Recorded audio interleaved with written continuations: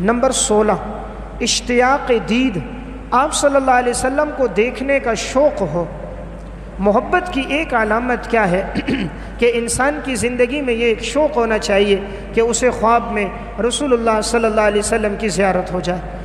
فَكُلُّ حَبِيبٍ يُحِبُّ لِقَاءَ حَبِيبِهِ، دنیا میں انسان کو جس سے محبت ہوتی ہے وہ چاہتا ہے اپنے محبوب سے ملاقات کرے۔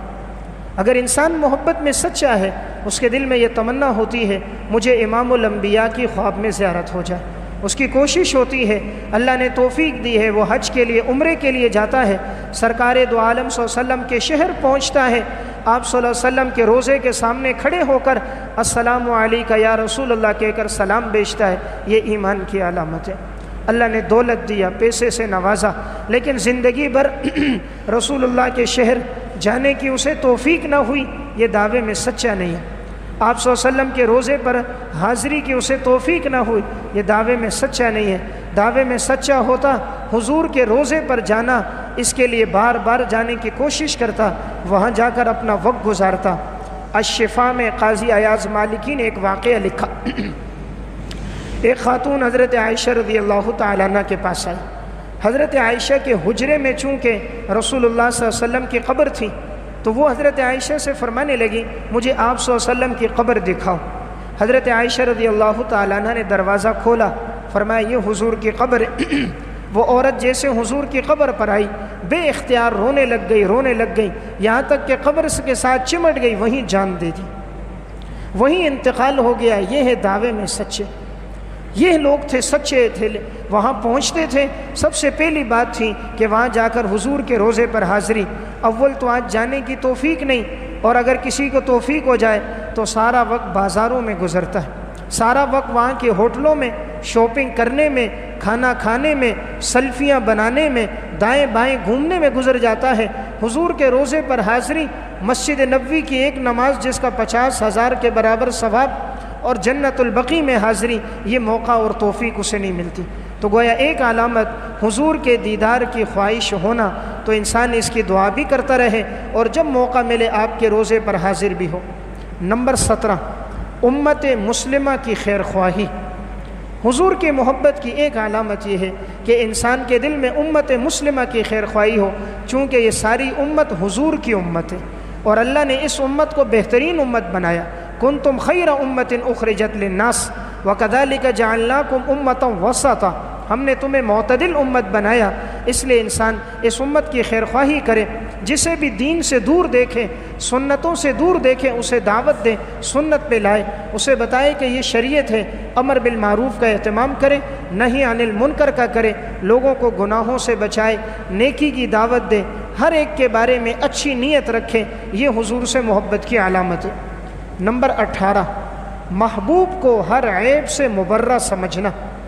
آپ صلی اللہ علیہ وسلم کو ہر عیب سے مبرہ اور پاک سمجھنا، یہ محبت کی علامت ہے۔ اسی لیے حسان ابن ثابت رضی اللہ تعالیٰ عنہ آپ صلی اللہ علیہ وسلم کی تعریف فرمانے لگے، وَأَحْسَنُ مِنْكَ لَمْ تَرَ قَطُّ عَيْنِي وَأَجْمَلُ مِنْكَ لَمْ تَلِدِ النِّسَاءُ خُلِقْتَ مُبَرَّأً مِنْ كُلِّ عَيْبٍ كَأَنَّكَ قَدْ خُلِقْتَ كَمَا تَشَاءُ۔ فرمایا اللہ نے آپ کو ایسا حسین بنایا کہ آپ سے زیادہ حسین کسی آنکھ نے نہیں دیکھا۔ اللہ نے آپ کو ایسا حسین بنایا، آج تک ایسا خوبصورت تو کسی ماں نے جنا ہی نہیں۔ اللہ نے آپ کو ایسا خوبصورت بنایا جیسا آپ نے خود چاہا۔ جیسے آدمی آئینے کے سامنے کھڑے ہو کر کہتا ہے چہرہ ایسا ہوتا، میری وضع قطع یوں ہوتی، میری شکل و صورت یوں ہوتی، اللہ نے آپ کو ایسا بنایا جیسا آپ نے چاہا، اور اللہ نے آپ کو ہر عیب سے بری بنا دیا۔ اللہ نے آپ کو جس سانچے میں بنایا، اللہ نے وہ سانچہ ہی توڑ دیا۔ اللہ نے پھر آپ سے زیادہ حسین دنیا میں پیدا نہیں کیا، اس لیے آپ کے حسن و جمال کو دیکھنے والوں نے جیسے دیکھا فوراً ایمان لایا اور اپنی جانیں قربان کر دی۔ ام المومنین حضرت عائشہ فرمانے لگ گئی، فرمایا یوسف علیہ السلام کو دیکھنے والوں نے دیکھا، اپنے ہاتھ کاٹ دیے، ایمان نہیں لایا، اور میرے محبوب کو جس نے دیکھا اس نے ایمان لایا، گردنیں کٹوا دی۔ یہ حضور سے محبت تھی۔ تو محبت کی ایک علامت حضور کو ہر عیب سے بری ماننا۔ آپ صلی اللہ علیہ وسلم میں کوئی عیب نہیں تھا، اللہ نے آپ کو کامل اور مکمل ذات اور صفات میں بنایا تھا۔ نمبر 19 درود شریف کا اہتمام کرنا۔ حضور سے محبت کی ایک علامت کثرت سے آپ صلی اللہ علیہ وسلم پر درود پڑھنا۔ رسول اللہ صلی اللہ علیہ وسلم نے فرمایا من صلی علیہ واحدۃ صلی اللہ علیہ عشرہ، جو ایک دفعہ درود پڑھے گا اللہ 10 رحمتیں نازل کرے گا، اور ایک روایت میں 10 گناہ معاف ہوں گے، 10 درجات بلند ہوں گے۔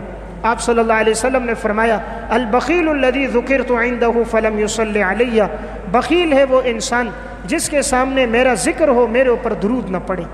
درود پڑھنے میں پیسے تو نہیں لگتے، وقت بھی نہیں لگتا، پھر بھی انسان نہ پڑھے، آپ نے فرمایا یہ بخیل انسان ہے۔ آپ صلی اللہ علیہ وسلم نے ممبر کی سیڑھی پر قدم رکھا، فرمایا تباہ و برباد ہو جاؤ۔ دوسری سیڑھی پہ قدم رکھا، جبرائیل امین نے بددعا کی تھی تباہ و برباد ہو، آپ نے فرمایا آمین۔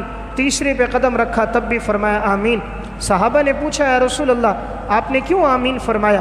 آپ نے فرمایا میں نے پہلے پر قدم رکھا، جبرائیل نے فرمایا تباہ و برباد ہو وہ شخص رمضان کا مہینہ آئے اور وہ اپنی مغفرت نہ کر سکے، میں نے کہا آمین۔ پھر میں نے قدم رکھا، جبرائیل نے کہا تباہ و برباد ہو وہ شخص جس کے والدین میں سے دونوں یا ایک بڑھاپے کو پہنچ جائیں اور وہ خدمت کر کے جنت نہ پائے، میں نے کہا آمین۔ پھر میں نے قدم رکھا، جبرائیل نے فرمایا تباہ و برباد ہو وہ شخص جس کے سامنے آپ کا ذکر ہو اور وہ آپ پر درود نہ پڑے، میں نے کہا آمین۔ بد دعا دینے والے فرشتوں کے سردار، آمین کہنے والے نبیوں کے سردار، پھر اس دعا کی قبولیت میں کیا شک رہ جاتا ہے؟ تو ایسا آدمی یقیناً تباہ و برباد ہوتا ہے جس کے سامنے حضور کا ذکر ہو اور وہ آپ پر درود شریف نہ پڑے۔ نمبر 20، دنیا سے بے رغبتی۔ محبت کی 20ویں علامت کیا ہوگی کہ انسان کا دنیا سے تعلق کم سے کم ہو، اتنا ہو جتنا ضرورت کی حد تک ہے، اس کا زیادہ تعلق آخرت کے ساتھ ہو، آخرت کے اعمال کی طرف متوجہ ہو۔ جس طرح رسول اللہ صلی اللہ علیہ وسلم نے زندگی گزاری، آپ نے دنیا کی طرف توجہ نہیں رکھی، آخرت کی طرف آپ کی ساری توجہ تھی۔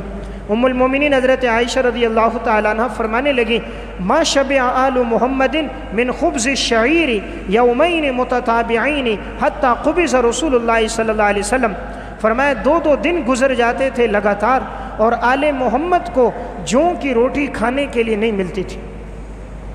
2 دن گزر جاتے، آپ صلی اللہ علیہ وسلم کے گھر والوں کو جوں کی روٹی نہیں ملتی تھی کہ آپ سیر ہو جائیں۔ بسا اوقات مہینوں گزر جاتے، صرف پانی اور کھجور کے علاوہ آپ کے گھر میں کچھ نہیں تھا۔ حالانکہ آپ چاہتے انگلی کے اشارے پر اللہ پہاڑوں کو سونے کا بنا دیتا، لیکن آپ نے اپنی زندگی فقر میں گزار کر امت کو درس دیا انسان پر جو بھی حالات آئیں وہ برداشت کرے۔ ایک صحابی حضور کے پاس آئے، یا رسول اللہ مجھے آپ سے محبت ہے۔ پھر اس نے کہا واللہ انی احبک یا رسول اللہ، آپ نے فرمایا انظر ماذا تقول، پھر کہنے لگا واللہ احبک یا رسول اللہ، اللہ کی قسم میں آپ سے محبت کرتا ہوں، اللہ کی قسم میں آپ سے محبت کرتا ہوں۔ آپ صلی اللہ علیہ وسلم نے فرمایا اگر تم اپنے دعوے میں سچے ہو پھر تیار رہو، مصیبتیں اور تکلیفیں اتنی تیزی سے تمہاری طرف آئیں گی جتنی تیزی سے اوپر سے نیچے کی طرف پانی آتا، جیسے پانی نیچے کی طرف تیزی سے آتا ہے مصیبتیں بھی آئیں گی۔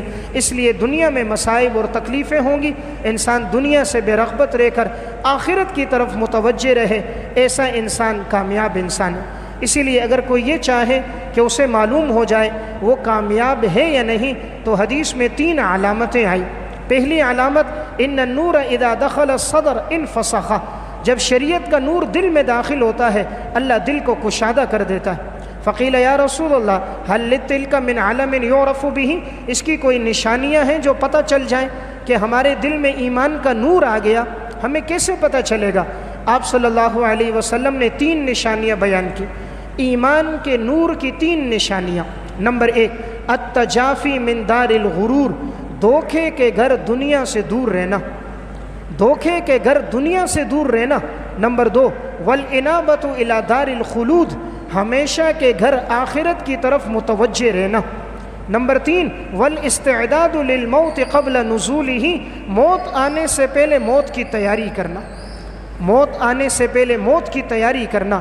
تو یہ وہ 20 علامات ہیں، اگر یہ ہماری زندگی میں آ گئی تو گویا ہم اپنے دعوے میں سچے ہیں، اور اگر یہ نہیں ہے تو گویا یہ ہمارا زبانی جمع خرچ ہے۔ پھر ہم اللہ سے دعا کریں اور ان اوصاف کو زندگی میں لائیں۔ اللہ ہم سب کو عمل کی توفیق دے۔ ربنا آتنا فی الدنیا حسنہ وفی الآخرۃ حسنہ وقنا عذاب النار۔ اللہم انک عفو کریم تحب العفو فاعف عنا یا غفور یا غفور۔ یا اللہ ہم سب کے چھوٹے بڑے صغیرہ کبیرہ خفیہ علانیہ تمام گناہوں کو معاف فرما۔ ہم میں سے جو پریشان حال ہیں سب کی پریشانیاں دور فرما، جو حاجت مند ہیں سب کی جائز حاجتوں کو پورا فرما، ہم سب کا بیٹھنا اپنے دربار میں قبول فرما، اسے ہمارے لیے نجات کا ذریعہ فرما، اور ہم سب کا خاتمہ ایمان پہ فرما۔ صلی اللہ تعالیٰ خیر خلق محمد وعلی آلہ وصحبہ اجمعین برحمتک یا